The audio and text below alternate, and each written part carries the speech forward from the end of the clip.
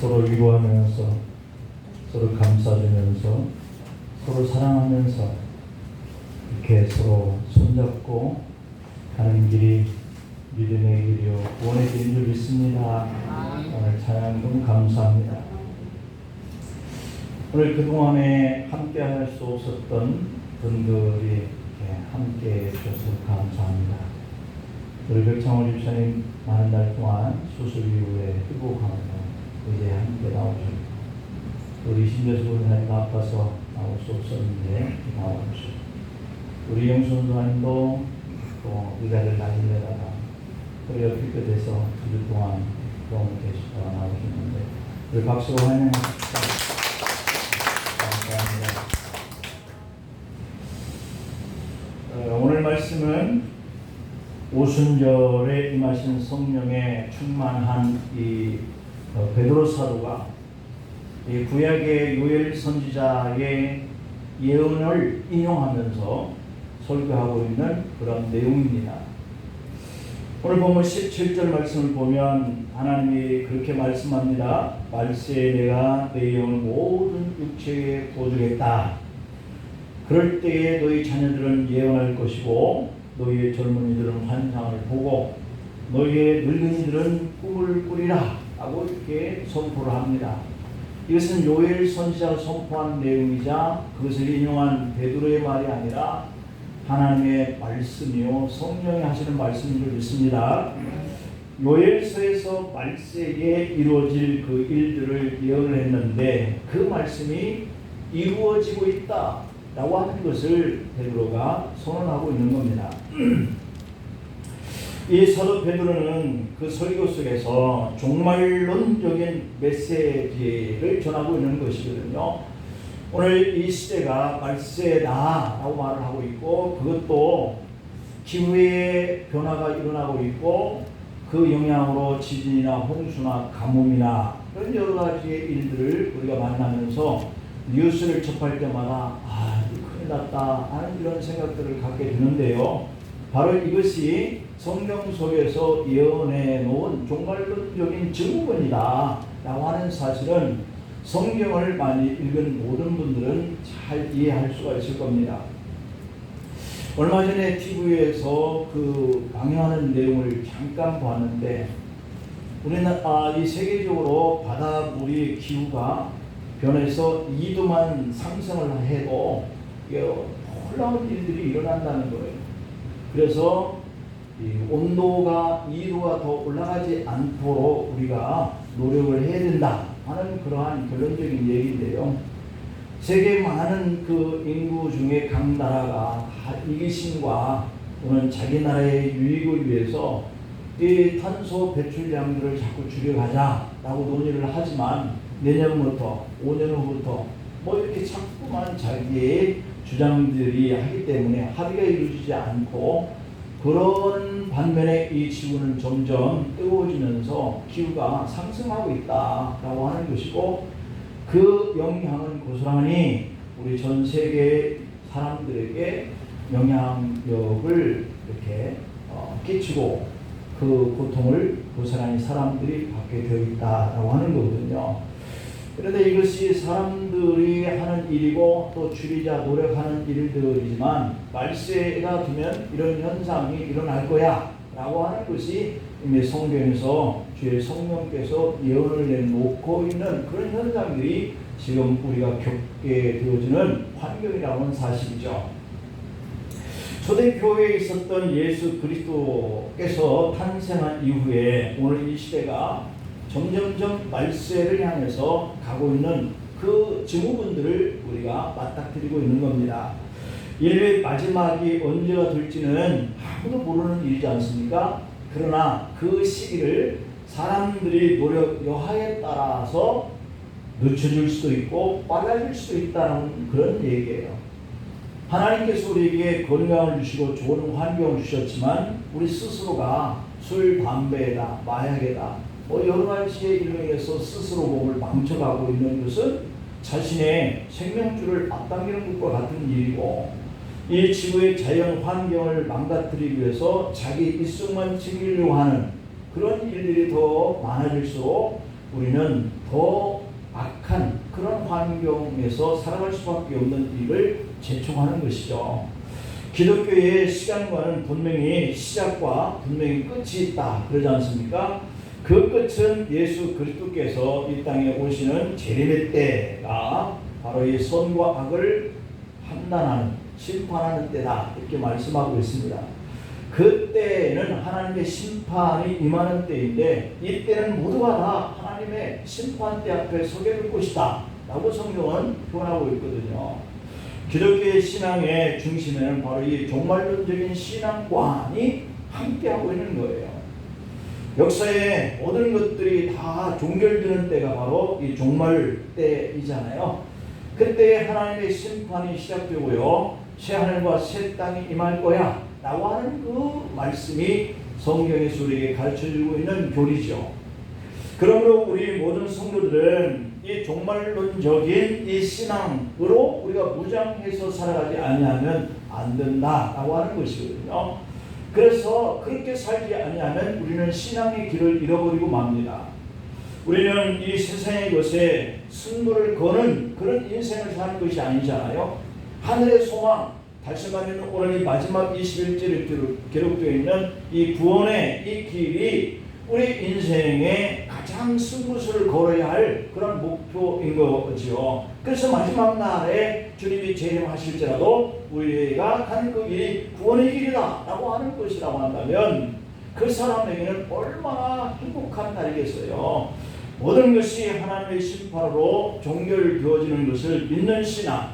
그래서 그것을 전혀 생각하지 않고 신앙생활을 하는 것과는 하늘과 땅 차이가 있다라고 하는 것이죠. 그래서 오늘 우리는 이 종말 의식을 가지고 살아가는 성도인 것을 다시 한번 생각해야 할 줄 믿습니다. 종말 의식을 가진 그런 신앙생활이라고 하는 것은 어떤 것일까? 라고 하는 것이 오늘 우리에게 주어지는 메시지입니다. 그 첫째는 깨어있다라고 하는 겁니다. 내가 종말관을 가지고 살아가는 신앙인이라고 한다면 이 세상이 어떤 방식으로 돌아가든지 내가 깨어있다라고 하는 거에 포커스를 맞추는 거거든요.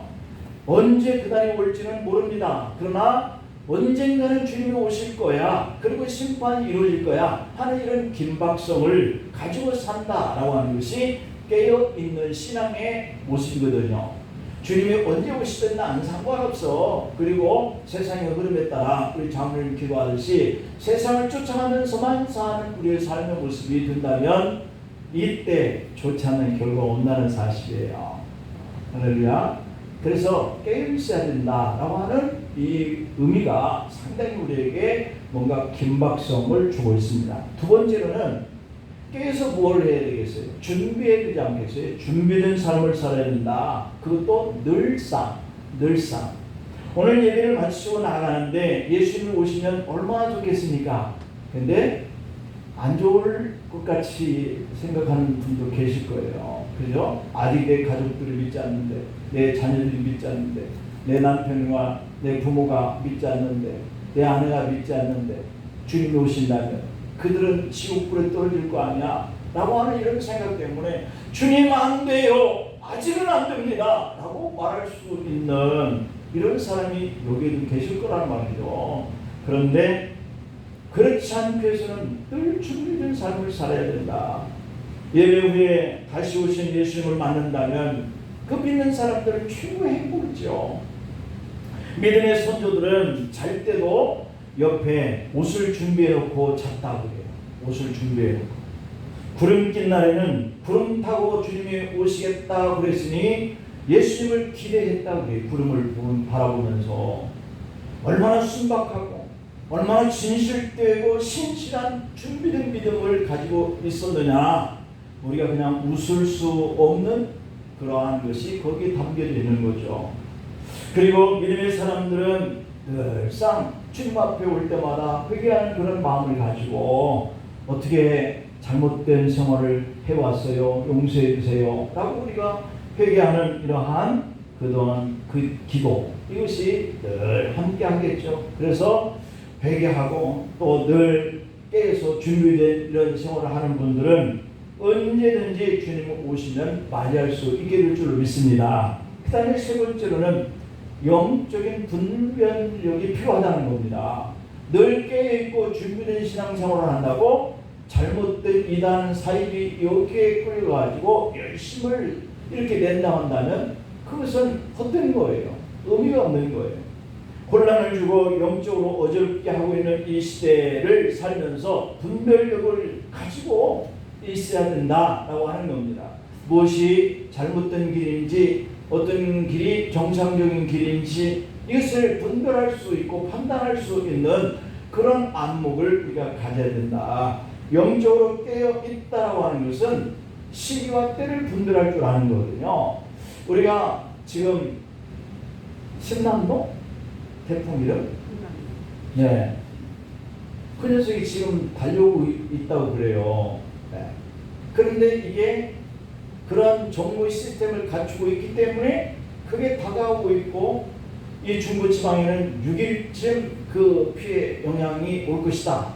지금 그렇게 얘기를 하고 있으니까 오늘 4일 월요일날 화요일날쯤 아마 우리가 한반도 중부 이 지역에 그 영향을 느끼게 될 텐데 아마 5일부터 느끼지 않을까 서서히. 근데 그걸 어떻게 알겠어요? 그게 정부가 우리에게 들려지니까 우리가 준비를 하는 것이죠. 그런 것처럼 오늘 또 우리가 세상을 보여주는 것이 이건 안 돼. 이건 참 좋은 일이야. 하는 것들을 우리가 분별할 수 있는 그런 안목을 가지고 살면 그날이 언제 오든지 우리는 즐겁게 행복하게 맞이할 수 있는 것이죠. 오늘 영적인 사람 대다수가 이 시대를 가리켜서 그날이 멀지 않았다 말을 합니다. 그런데 시기와 때를 분별할 줄 아는 안목을 갖지 못한다면 안타까운 일을 만나겠죠. 그 다음에 네 번째로는 그래서 신앙생활을 확실하게 해야 된다라고 하는 겁니다. 언제나 오늘이 끝이다. 오늘 주님 나를 부르시면 나는 오늘 끝이다 라고 하는 이런 생각을 우리가 가지고 신앙생활을 반듯하게 할 수 있는 거죠. 그러니까 오늘 주님이 부르실 수도 있다 하는 이런 생각을 가지면 신앙생활을 반듯하게 할 수 있다는 것이죠. 그래서 주님이 싫어하시는 세상에 유혹되는 일과 우리가 멀리 할 수 있는 생활을 할 수 있다는 겁니다.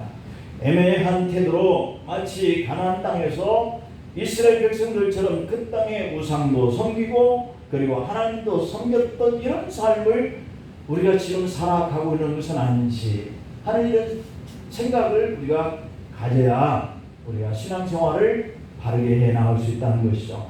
하나님이 말세에 약속하신 것은 네 영을 모든 육체에게 부어주겠다. 오늘 본문은 그렇게 말씀해요. 여기서 부어준다라고 하는 이 표현은 충만하게 해준다 그런 뜻이거든요. 우리가 성령으로 충만하게 살아야 할 줄 믿습니다. 그러면 늘상 세상을 분별할 줄 아는 안목도 있고 바르게 신앙생활할 수 있는 생활도 되고 그럴 수 있죠. 그래서 하나님이 영을 부어주신다라고 하는 것은 성령에 사로잡혀서 사는 상태를 말하고 있어요. 하나님의 영이 믿는 자들을 강권적으로 주장하시는 그 힘으로 우리를 견인 아닌 견. 우리가 가끔씩 차가 고장날 수 있고요. 또한 접촉사고로 인해서 차를 세워놓게 될 수밖에 없을 때 견인차가 달려옵니다. 그러면 그 견인차는 고장난 서 있는 차 이것들을 매달고 달려가는데 얘는 시동도 안 걸리던 차였는데 그냥 끌려서 따라갑니다. 그것과 같은 거예요. 성령께서 강권적으로 나를 주장할 수 있도록 내가 성령에 충만케 되어지는 이런 일에 있으면 내가 어디로 가든지 알 수 없지만 그 영이 나를 주장해 가는 곳을 향해서 간다는 말이죠. 그래서 성경에서 볼 수 있는 것처럼 마지막 시대에는 마귀가 날뛰고 세상은 점점 더 악해지고 많은 사람들은 하나님을 등지고 세상을 쫓아갈 것이고 그리고 배교 현상이 많이 일어난다 그랬어요. 세상이 악하고 탈폐하게 하는 이런 일들이 얼마나 많이 일어나는데 우리 믿음의 사람들이 성령에 매여서 살지 않으면 어디로 끌려가는지 이 악한 마귀에게 끌려갈 수 있다라고 하는 것이거든요. 그래서 애매한 신앙생활을 하는 것은 이 마지막 때에는 안 되는 거예요. 우리가 분명하게 뜨겁게 성령의 메인바 강력하게 그분이 우리를 견인해 가는 그 길을 향해서 갈 수 있어야 하는 이런 결단이 필요한 것이죠. 그래야 우리가 흔들리지 않고 배교하지 않게 되는 거거든요. 그러므로 주님은 마지막 시대에 주의 백성들에게 하나님의 영을 강력하게 부어준다는 거예요. 왜? 다른 것에 끌려가지 않게 하기 위해서. 하나님이 하나님의 백성들을 끝까지 책임져 주신다고 그랬잖아요. 그러니 그 영이 우리를 충만케 하는 이유가 있는 거예요. 우리가 그분에게 끌려갈 수 있도록 그렇게 책임지려고 그러신단 말이죠. 그래서 주님이 사실상 우리를 사로잡아 주시는 거예요. 믿기로 작정된 하나님의 구원받은 백성들을 보호하시면서 하나님의 나라를 우리를 통해서 이루어가게 하신다는 사실을 믿으시기를 축복합니다. 이때는요 우리가 임의로 무엇을 할 수 있는 상태가 못 돼요. 하나님 내 속에 이런 생각을 집어넣어서 강력하게 이끌어가는데 우리가 다른 생각을 할 수가 없게 만드시는 거예요. 그래서 주의 영이 강권하시면 그 주님의 은혜에 저항할 수 있는 힘이 우리에게 없게 되는 거예요. 베드로를 보면 눈치를 보고 겁먹고 도망갔던 사람이었지만 그가 이제는 그 당시 유대 지도자들을 통해서 강권적으로 그리스도를 못 박아 주겠다고 거침없이 말을 하고 있어요. 이렇게 강권하시는 성령이 베드로를 사로잡으니까 두려움이 없어집니다. 염려와 걱정과 겁이 없어집니다. 그래서 하늘에 대한 소망이 너무 사무치게 크다 보니까 담대하게 달려가게 되어지는 줄 믿습니다. 우리도 그렇게 했으면 좋겠습니다.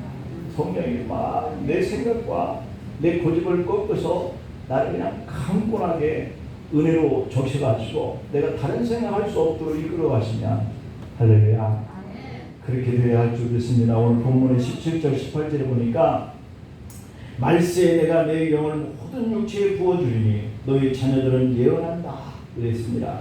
너희 젊은이들은 환상을 본다. 너희의 늙은이들은 꿈을 꾼다. 네. 그때 내가 내 영을 내 남종과 여종들에게 부어주리니 그들이 예언할 것이다. 이런 일들이 일어나면 얼마나 좋을까요? 네. 나 이제는 이 나이에 내가 뭘 하겠어 다 틀렸어. 이제 주님이 오라면 가야 할 그 생각만 가지고 살아야지. 아니에요. 꿈을 꾸라는 거예요. 주의 영이 나를 강권하는 은혜로 사로잡아 가시면 내가 이 나이에도 뭔가 할 수 있다 라고 하는 이런 꿈을 꾸게 된다는 거예요. 요엘과 베드로의 이 꿈은 미래에 일어날 일의 막연한 추측이 아니고 실제로 일어날 일에 대해서 하나님이 보여주신 일들이거든요. 그리고 외치게 한 거예요. 우리가 살다 보니 꿈이 생기는 것이 아니고 먼저 하나님께서 그런 꿈을 보여주시고 그 꿈대로 우리 인생을 이끌어 가신다는 거예요. 아브라함에게도 하나님은 너희 자손이 하늘 위의 별처럼 땅의 모래알처럼 번성하게 될 거야 꿈을 줬잖아요. 그리고 그 꿈대로 하나님이 그를 이끌어가요. 그 꿈만 우리가 가지고 있으면 하나님이 그 꿈대로 우리를 이끌어가요. 아브라함은 그 후에 아내 사라가 죽자 막벨라 굴을 삽니다. 그 땅의 주장이 공짜로 줄게 라고 해도 굳이 사양하고 돈을 주고 샀습니다. 그런데 500년이 흐른 후 그곳이 가나안 땅의 심장부가 됩니다. 놀라운 일이에요. 아브라함은 하나님이 약속하신 가나안 땅에 대한 약속을 따라서 믿음으로 그냥 따라만 갔는데 요셉에게도 하나님이 꿈을 꾸게 합니다. 하나님이 그의 주신 꿈이 정확하게 요셉의 내면 속에 새겨집니다. 우리도 꿈을 꾸고요. 그것이 우리 내면 속에 새겨져야 할 줄 믿어요. 형들이 미워하는데도 그 꿈이 그 몸에 새겨져 있으니까 그 꿈을 말합니다. 그 꿈을 잃을 수가 없습니다. 하나님이 주신 그 꿈 때문에 요셉은 아무리 시비 들어도 절망하지 않습니다. 그리고 범죄의 자리도 빠지지 않습니다. 꿈이 있으니까. 하나님이 주신 꿈은 이렇게 인생을 소망 가운데로 나아가며 살게 하며 선명하게 하나님이 그 자리로 이끌어 가세요. 이 꿈은요 은혜를 받고 성령이 임하면 틀림없이 하나님께서 눈을 열어 보게 하시는 줄 믿습니다. 특별히 미래가 보이는데 우리는 정말로 이것을 붙들고 담대하게 살아갈 수 있도록 하나님 만들어 주시거든요. 금년에도 벌써 9월달이 시작되었습니다. 여러분들의 삶 속에 포기할 수 없는 꿈에 대해서 믿음을 가지시기를 축원합니다. 여러분들에게 가지게 하시는 그 꿈은요, 어떤 것들이 있을까요? 그 첫째는 회복의 꿈을 가지게 하십니다. 빨리 회복돼야 돼. 회복돼야 돼. 창세기 1장 26절 8절에 보면 하나님이 이르시되 우리 형상을 따라 우리의 모양대로 우리가 사람을 만들고 그들로 바다의 물고기와 하늘의 새와 가축은 온 땅과 땅에 기는 모든 것을 다스리게 하자 하시고, 하나님이 자기 형상 곧 하나님의 형상대로 사람을 창조하시되 남자와 여자를 창조하시고 하나님이 그들에게 복을 주시며 아멘. 하나님이 그들에게 이르시되 생육하고 번성하여 땅에 충만하고 땅을 정복하라. 바다 물고기와 하늘의 새와 땅에 움직이는 모든 생물을 다스리게 하시니라. 복을 주시고 그것을 다스리게 하시는 분 하나님이십니다. 하나님이 사람을 지으셨을 때 하나님의 형상대로 지었다 그러잖아요. 사람을 흙으로 빚으시고 생기를 불어넣었다고 그러잖아요. 하나님의 형상을 사람에게 줬다는 겁니다. 이것은 참 놀라운 일입니다. 다르게 표현하면 사람을 하나님과 동급의 대리자로 살게 해주셨다는 거예요. 그렇게 해서 사람에게 이 세상을 다스리고 정복하게 하고 생육하게 하고 번성하게 했다라고 하는 겁니다. 이것이 사람에게 부어주신 신적 권위예요. 영적 권위예요. 에덴 동산에서 하나님의 형상대로 주신 사람이 얼마나 위대한 존재였는가 하는 것을 우리에게 깨닫게 해주는 거죠. 그 존엄성과 그 가치성과 그 잠재력이 우리에게 있는데 그것을 상상하면서 꿈을 가지세요. 그 꿈을 생각하는 대로 하나님 여러분을 견인해 가셔서 여러분들이 그 안에서 행복하게 하고 그것을 얻게 하고 그것을 다스리게 하고 그것을 계속해서 번성케 하게 하시는 이런 하나님의 축복의 역사가 이번 한 주간에도 여러분들의 가정에서 이 추석 절기 때 오갈 때 여러분들과 동행하시는 하나님 역사가 일어나기를 축복합니다. 기도하십시다. 하나님 아버지, 주님의 은혜와 사랑을 감사합니다. 아버지 하나님, 우리가 살면서 이 시대에 통치하시고 다스리시는 하나님의 영에 사로잡혀서 주님이 우리를 강권해서 이끌어 가시는 대로 그 은혜에 젖어서 우리가 살다가 세상의 환경 때문에 염려하고 두려워하지 아니하고 우리에게 그 모든 것들을 다스리고 정복하고 번성하게 하시는 하나님의 축복권을 주셨다고 하셨은즉 우리가 그 생각들을 꿈으로 품고 생각하면서 하나님의 인도를 받게 하여 주시옵소서. 세상에 끌려다니는 인생이 아니고 이단과 삶에 끌려다녀 우리의 헛된 그러한 열정을 보이는 것이 아니라 주님께서 우리에게 맡겨진 그 사명, 분별력을 가지고 세상을 이제 주님께서 다스리시고 이제 오셔서 심판하실 때까지 우리가 믿음으로 승리해 가게 하옵소서. 이번 명절에도 우리 성도들 오갈 때마다 눈동자처럼 지켜보호하여 주시고 자녀손들에게 축복하셔서 건강하게 하시며 저들이 꿈꾸고 생각하는 것대로 다 되어질 수 있도록 역사해 주옵소서. 없는 교회를 취립하는 성도들 저들의 경영하는 일이 잘 되고 그들이 번성하게 하고 정복하고 다스려갈 수 있는 축복권을 허락하여 주시옵소서. 병든 자들, 아파서 고통받는 자들 없게 하게 하시고 가난해서 궁핍한 성도 없게 하시며 쓸 것과 필요한 것들을 적소적시에 채워 주시옵소서. 예수님의 이름으로 축복하며 기도하옵나이다. 아멘.